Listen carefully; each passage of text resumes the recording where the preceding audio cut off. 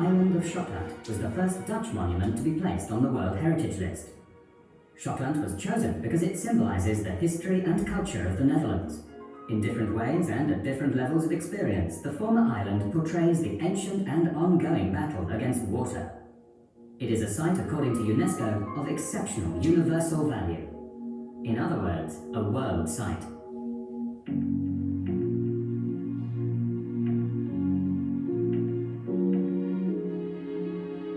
Schokland, island on dry land. If you look around you in Schokland and the surrounding area, you will see vast open landscapes, impressive cloudy skies, valuable agricultural land, wild plants and meadow birds. But this was not always the case. On Schokland, we are actually in the former Zuiderzee. Not that long ago, fishing boats sailed here. The sea could get really rough. Many a fishing boat was lost with all on board. Reminders of these times can still be found. Schokland has a very long history. About 150,000 years ago, this part of our country was in the grip of the Ice Age and covered with a thick layer of ice. For a long time, the boundary of this ice cap coincides with today's Noordoostpolder. Glaciers carry huge quantities of rubble and loam along with them from Scandinavia and deposit them here. The boulder clay in the subsoil and the many boulders we come across today bear witness to this. Once the ice disappears, it remains bitterly cold here for a long time. The Netherlands is one vast, bare tundra, an ideal habitat for woolly mammoths, European bison and other Ice Age animals. Their huge bones are still unearthed regularly. 10,000 years ago, the first people arrived in the Noordoostpolder area. These nomads, with their migratory existence, survive by fishing and hunting. Gradually, the climate becomes milder and the landscape friendlier. The time now comes for more permanent settlement. Excavations at Zwifterband and Schokland reveal that people started to settle in this area from about 4500 BC. These prehistoric people built their houses on the higher sandy ground along unpredictable streams. These sandy hillocks serve as an excellent base for their hunting and fishing exploits and provide a good view of the surrounding, more low-lying bogland. Farming now becomes an important means of subsistence alongside hunting and fishing. As more and more river water floods in, the area becomes increasingly wet. When the Romans arrive here around the beginning of the Christian era and describe the area, a lake has already emerged. The Romans call it Flevomer. The current province of Flevoland owes its name to this. This Flevomer gets bigger and bigger, and by the beginning of the Middle Ages, it has become a huge expanse of water, which is given the name Almere. The town of Almere is a reminder of this. The Almere continues to expand. As the sea level rises, so does the impact of the North Sea. Finally, the storm floods in the 11th and 12th centuries result in the creation of the Zuiderzee. In order to keep their feet dry, the people erect man-made hillocks on which to live, the terps. Later in Schokland's history, the local people also take refuge on terps.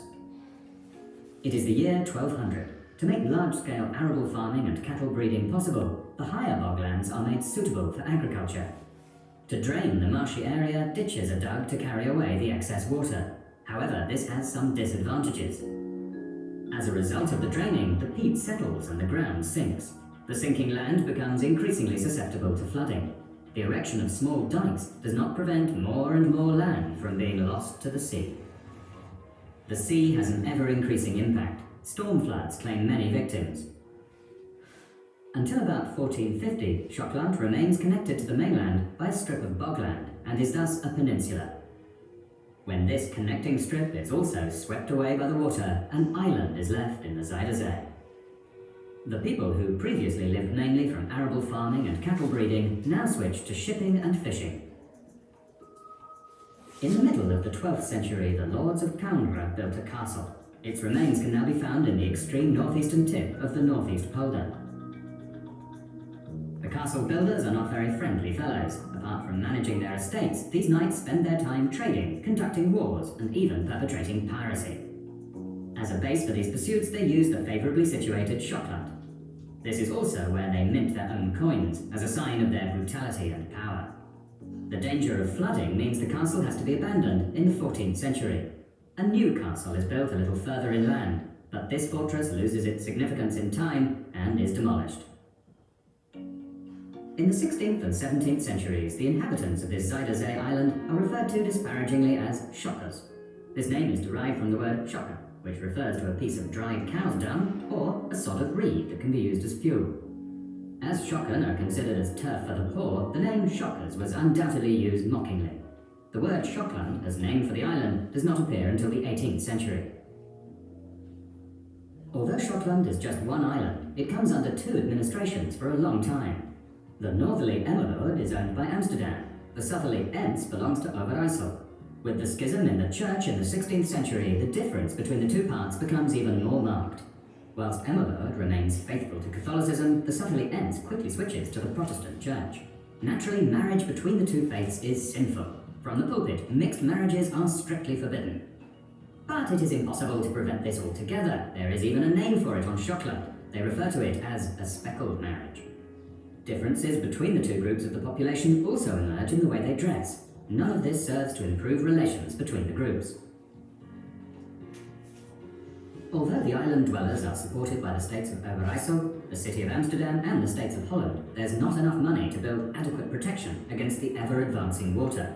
How long will it be before the sea swallows up the island?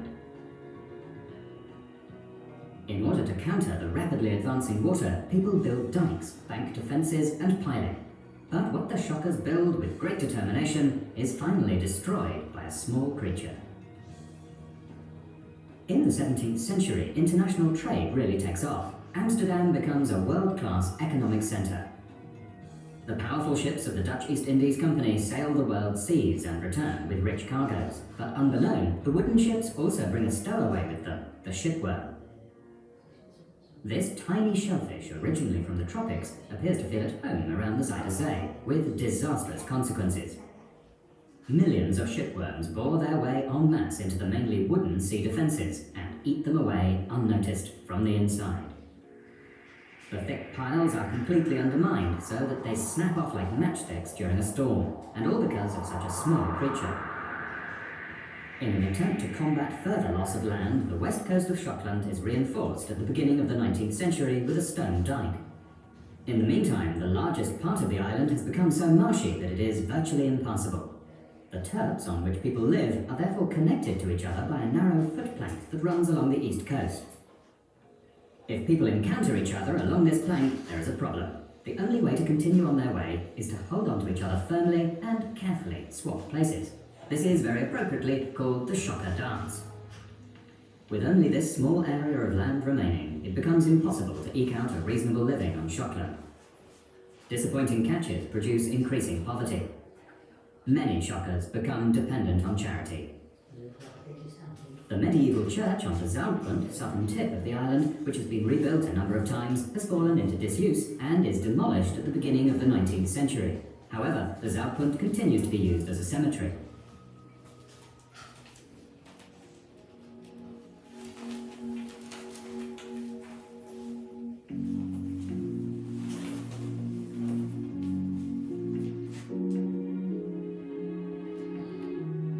The ever-present danger of flooding and the dire poverty on the island make the situation hopeless. Finally, the knot is cut. Schokland must be evacuated. By order of King William III, the population has to leave the island in 1859. A dramatic decision, of course, for the Schokkers. They are forced to demolish their homes and leave their beloved birthplace. The majority of Schokkers try to pick up their old fishing profession in nearby Kampen and Vollenhoven. The church of Emmeloord is demolished and transported to the mainland, where it's re-erected in Ommen in 1860. Schokland now serves only as a breakwater and safe haven for ships. On the Zuiderzee, southern tip of the island, the lighthouse continues to operate. The lighthouse keepers who live there lead a lonely and often frightening existence. The hillock with the lighthouse was used for centuries as a cemetery. The lighthouse keepers literally live on top of it. During storms and high water, the low hillock is inaccessible. It is then washed by water and forms a tiny island in the Zuiderzee. The waves churn up the soft subsoil and the old graves come to the surface. Bones and skulls then float around the lighthouse keeper's home. There is a well-known story of two brothers who were lighthouse keepers at the beginning of the last century. The loneliness and the macabre atmosphere gradually sent them mad, and they finally had to be taken off the island. As early as the 17th century, people are thinking hard of ways to do battle with the water. Hendrik Stervin comes up with an ambitious plan, but for the time being the necessary technical and financial resources are lacking. It takes until 1918 before they can make a start on the Zuiderzee project. This is based on a plan by Cornelis Lely, which involves partial impoldering and damming of the Zuiderzee. Heavy equipment is used for the job. Construction harbours and dikes are constructed. Pumping stations and sluices are built. A huge task. As first project, a section of the Zuiderzee near the island of Veeringen is encircled with a dike and then pumped dry. In 1930, the Veeringermeer is the first polder to stand clear of the water. The barrier dam that connects the provinces of North Holland and Friesland is completed in 1932. The Zuiderzee is then cut off from the Waddenzee. The IJsselmeer has now become reality. In 1936, construction work starts on the northeast polder. In 1940, the ring dike is closed and work can begin on draining away the millions of cubic meters of water. Just over a year later, over 45,000 hectares of valuable land stand clear of the water. Schokland is situated in the middle of this new land and is no longer an island. The wild water has finally been tamed. During the Second World War, the northeast polder is drained. Despite the fact that the Netherlands is occupied by the Germans, work on reclaiming the polder continues. A lot of importance is attached to the new agricultural land. The motley crew of labourers are housed in hutted camps. In sometimes foul weather conditions, the polder workers dig thousands of kilometres of ditches and trenches with their spades. In the bare polder landscape, a small portable workman's hut is often the only form of shelter. The northeast polder also serves as a refuge for many seeking a place to hide during the German occupation. The polder is even given the appropriate nickname Nederlands Onderdijkers Paradise, Dutch hiding paradise. Many polder workers have never performed such hard physical work before. A lot of them will therefore have found life in the bare polder very tough. Despite the conditions of war and the lack of materials, the work progresses steadily. At the end of the Second World War, thousands of hectares of new agricultural land have already been reclaimed, and they are busy harvesting the crops. Schokland, which now stands out against the flat polder landscape as a narrow ridge, is a reminder of the hard existence of its inhabitants, the life of the Shokker with and his battle against water. Schokland is unique of its kind. The former Zuiderzee island is now completely surrounded by land and has lost all contact with water. The old seabed still holds many secrets. Traces of the water are visible everywhere. Schokland, awarded the status of UNESCO World Heritage Site as a unique symbol of man and his battle against water.